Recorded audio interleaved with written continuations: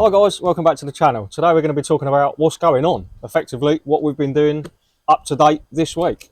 We had a spare 15 minutes, the weather's been really nice. It's the first time we've been able to do a podcast outside, isn't it? Yeah, first time this year we've been in the... I mean, it's blue sky, but it's still bloody chilly in it. But... Yeah, I thought it was a good idea, to be fair. I messaged Chris a little bit earlier and said, do you want to do it outside the studio for the first time this year? Because it was like blue sky, sun was shining in the garden, but... should have brought my mittens. It's dropped a bit. But anyway, first one outside, which is really exciting, to be fair. Yeah, it's been a busy week, busy month, busy year so far. So in both our gardens, we've got loads done. There's been loads to crack on with, seasonal stuff as well as things that we probably should have done last year as well. Yeah, definitely. Things that have been put off for 2-3 years maybe. But because we're taking this seriously, we've got to get these jobs done, haven't we? Yeah. So, what have you been up to in yours? So I've been general kind of clear up really. Winter's done, grass is a little bit firmer. I'm not stuck in the mud every time I walk out. So I've been able to scrape back the brick borders, or the majority of them. I've still got probably about a third of them to do. They look really good actually. Do you know what? I'd forgotten they were that bad over winter, weren't they? I'd forgotten they were there. Yeah, I do it once a year, but it overgrows so much with the moss and the grass and stuff like towards the end of the autumn and through the winter. But yeah, it looks better along the first sort of 2/3 of the garden. Still a little bit to do with there. I've cleared out a ton bag and a half of weeding jobs, leaf clearance, the old bark that was down at the end, all of that sort of stuff's been cleared. I've done, plenty of weeding. We cleared the fish pond out, reset that, got the fish back in there a couple of days later. Did your frogs spawn in the end? No, there's two sets of 2 frogs, so we've got 2 pairs of frogs.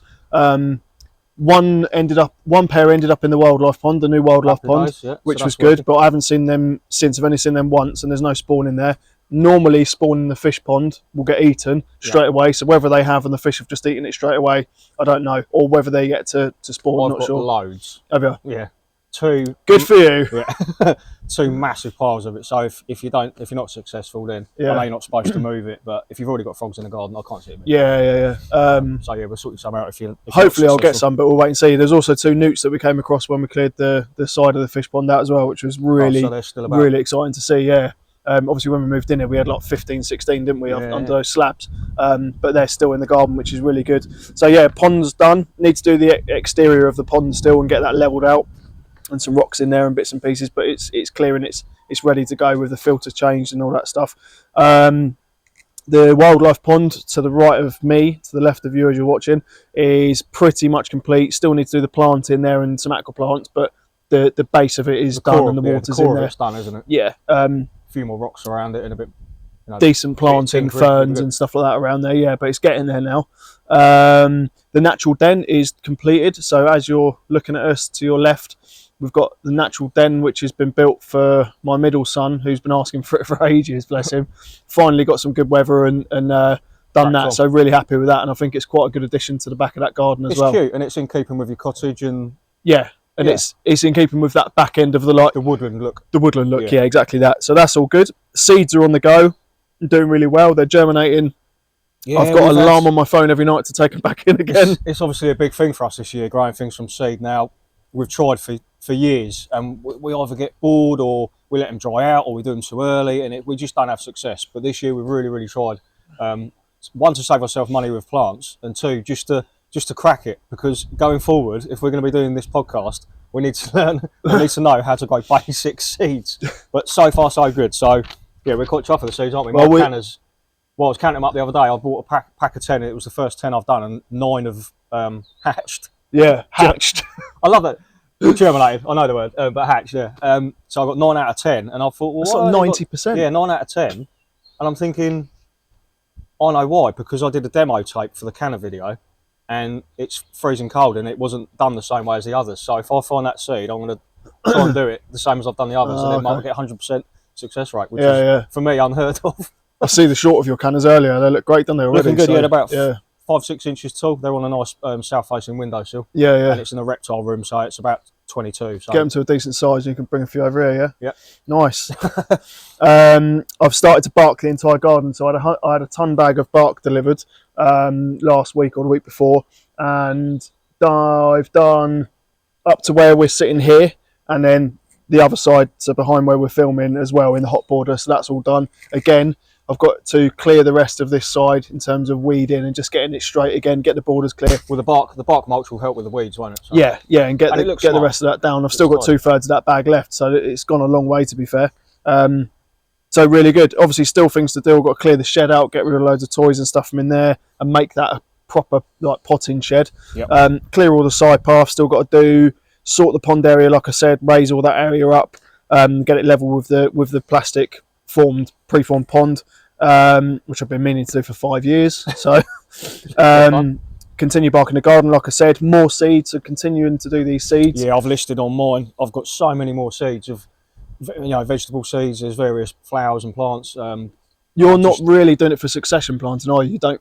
No, I don't. You don't really use succession planting in a rainforest garden. You don't need to. There's no need to have flowering.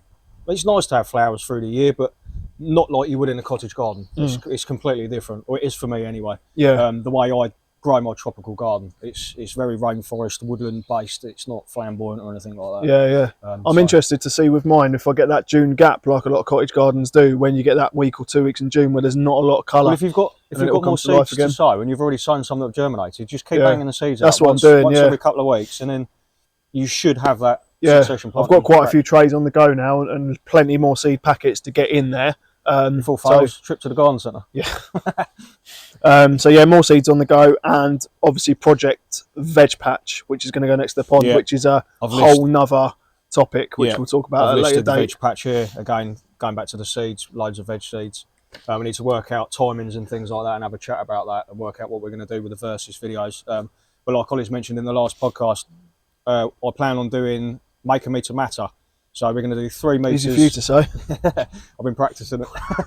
I'm going to do 3 meters in the front garden. So a bit like the old school, like a war type thing, where you use planting space wherever you had it. Yeah. I've got quite a large front garden, so I'm looking forward to maybe using that space for something. Well, it'll be the first time you've ever really used that space for anything, isn't it? Yeah. Front garden. It's been kind of a dumping ground for a while in terms of. It still is. All about the back garden, isn't it? And then it's so it'd be really, really good to see your front garden come to life with. It won't be much, but it'll be something. I just want to utilise the space a bit better. Yeah.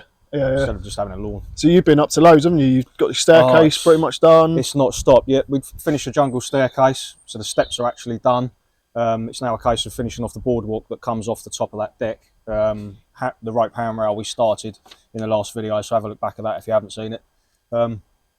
So yeah, I'm at a stage with that where I'm happy to leave it and just crack on, when the weather's good another weekend, in the weekend's time. But the main thing was the greenhouse. Now we found one on Marketplace again. Can't be a bit of FEB. We got a rhino greenhouse. I was told it was 10 by 10. Or 8 by 10. Anyway, it turns out it's 6 by 10. But the instructions that were supplied with it aren't the instructions for that greenhouse. So I've got no instructions. I've looked online. I can't find anything that's similar. So it's just a case of laying all the pieces out and trying to. It's just like Meccano. Trying to piece it back together again. Yeah. Man. I do it for a living. I'm a fitter, a vehicle fitter. So you think I'm the right guy to do it, but I'm just having real struggles. But anyway, we've got it to a point where we've got the apex on and the side glasses are going in. The door's hung. There's just a few more poles and strengtheners. So have you still got the roof glass to go on, or is that? Yeah, the roof glass has got to go in. There's a few more bits, but the side glass is in. Mainly so that I know that I'm using the right pieces in the right places. Build it as you go. It seems to work, and we'll get there in the end. But yeah, that is going to be for the Victoria Amazonica. Just for that? Just for that. Wow. Now, if that fails, it can be used for normal water lilies, other marginals and water plants that do like the heat. Are you going to have any kind of shelving in there around it, or is it going to be completely clear and just for whatsoever. Really? So you're not even going to use it for like germinating your seeds and bits and pieces? I might get a few Nepenthes hung from hanging baskets, like pitcher plant or monkey plant, monkey jar plant, because they like the same sort of ambient temperatures and humidity. So that could be a way to go, just for a little bit of height interest. I reckon it'll turn out to be one of those things that you do chop and change over the years, like all things to do with your garden. Yeah. you kind of set out with one idea, but it kind of deviates a little bit now and again. This is year one, and it's quite a specialist plant and seed to grow. And I've had 2 seeds germinate successfully out of 6. 2 look like they may well germinate as well, but they're going a bit furry. So I think maybe the mould's setting in. So yeah, but the main one, we have got one main plant that's now been potted up in sterile compost, and it's I'm so chuffed with this. It's got its first leaf, so you can actually see the spines on the underside of the leaf as it unfurls, and the stem's spiky as well. So your face looked like every Newcastle fan at the weekend just then. I'm so happy I've cracked it. And now for the next step is to keep upsizing its container that it's in, because it is in a heated container, obviously with a grow light. And it just, as the plant grows, it needs to get bigger and bigger and bigger until it is ready and it's warm enough to go out into the greenhouse, or glass house as I'm calling it. But I'm so chuffed about it. Your excitement for your Victoria Amazonica equals my excitement for my Cosmos. Slightly different degrees of gardening. However, it's kind of sad. Have you got any Cosmos going? Have you got any Cosmos going? Well, no. No, you haven't. No. No. I mean, no.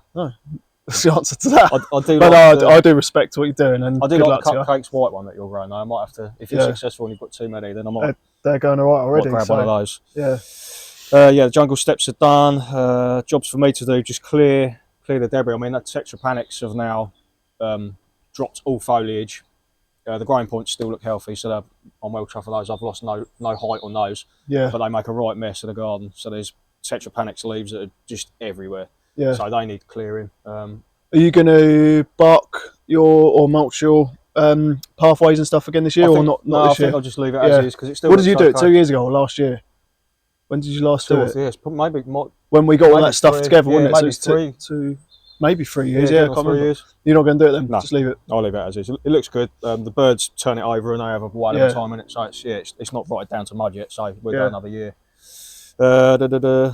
Finish the glass house, finish the boardwalk, clear the foliage. Yeah, I think that's pretty much. And get your veg up and running. Get the veg up and running. Yeah, that's going to have to be a topic of this week and next. It's going to have to be, isn't it? Yeah, we're going to crack on with that. So yeah, I'm dreading it, but I'm really looking forward to it at the same time. Yeah, same. Yeah, same. It's going to add a completely different element to what we normally do in our gardens, isn't it?